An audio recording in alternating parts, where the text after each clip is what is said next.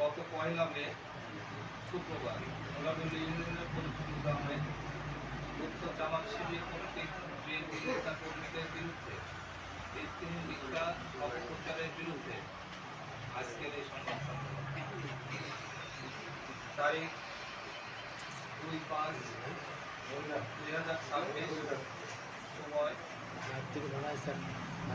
5 ঘটিকা, স্থান মোলাডুলি। সম্মানিত আসসালামু আলাইকুম। প্রিয় সাংবাদিক বৃন্দ, আপনাদের সকলকে ধন্যবাদ জানাচ্ছি আজকের এই সংবাদ সম্মেলনে উপস্থিত থাকার জন্য।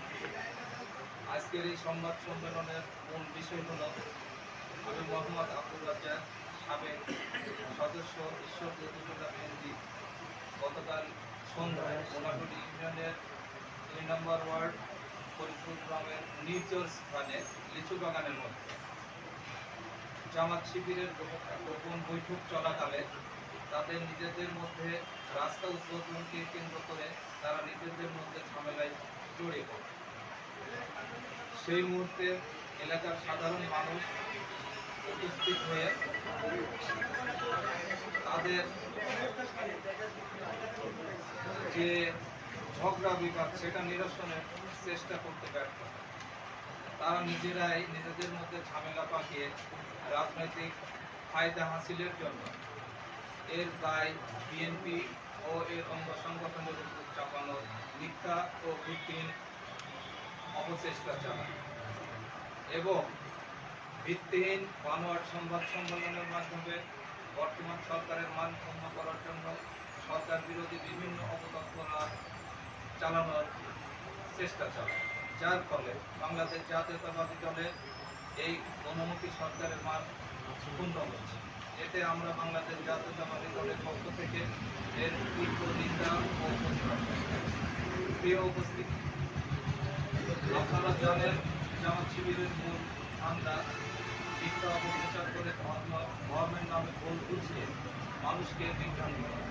আমরা জানতে পারি যে ঈশ্বরদী উপজেলা জামাতের সাবেক আমির মোহাম্মদ জুবায়ের হোসেন খান এবং মোলাডুলি ইউনিয়ন জামাত নেতা মোহাম্মদ শাহিন মাস্টারের উপস্থিতি ওই এলাকায় গুপ্ত জায়গায় মিটিং করতে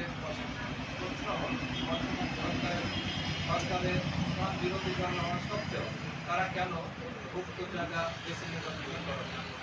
উপরোক্ত ঘটনার প্রেক্ষিতে আমরা জানতে পারি যে বিএনপি নেতাকর্মীদের বিভিন্ন হুমকি ধামকি এবং মামলার ভয় ভীতি দেখাচ্ছে। আমরা এই ঘটনার সুষ্ঠু নিরপেক্ষ তদন্তের দাবি করছি। আমরা আপনাদেরকে একটা জিনিস বলতে চাই,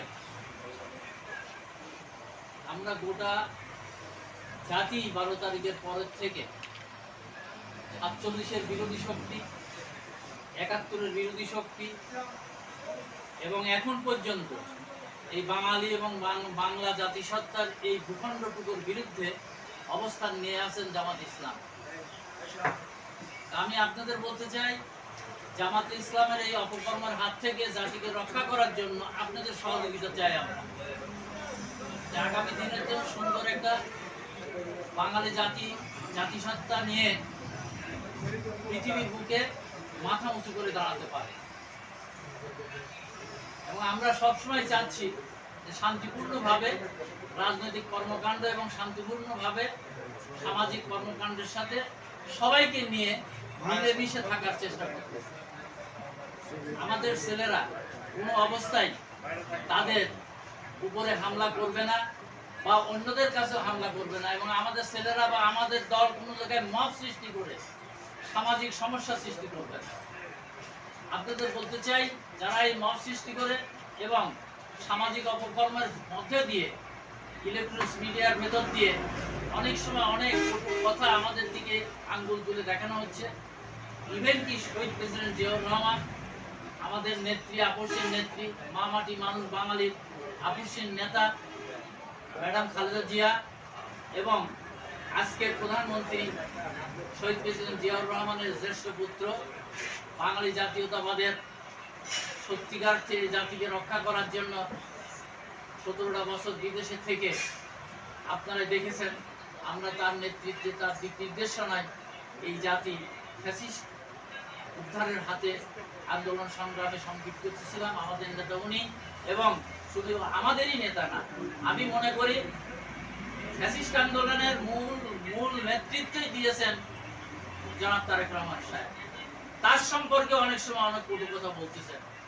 আমি তাই আমাদের কথা বলতে চাই না। আপনারা জাতির দর্পণ, আপনারা অন্তত এই জিনিসগুলো তুলে ধরার চেষ্টা করেন এবং এই অপশক্তির হাত থেকে জাতিসত্তাকে রক্ষা করার জন্য, জাতীয়তাবাদী বাংলাদেশ রক্ষা করার জন্য এবং সুখী সমৃদ্ধশালী বাংলাদেশ গঠনের জন্য আপনারা আমাদের সহযোগিতা করবেন।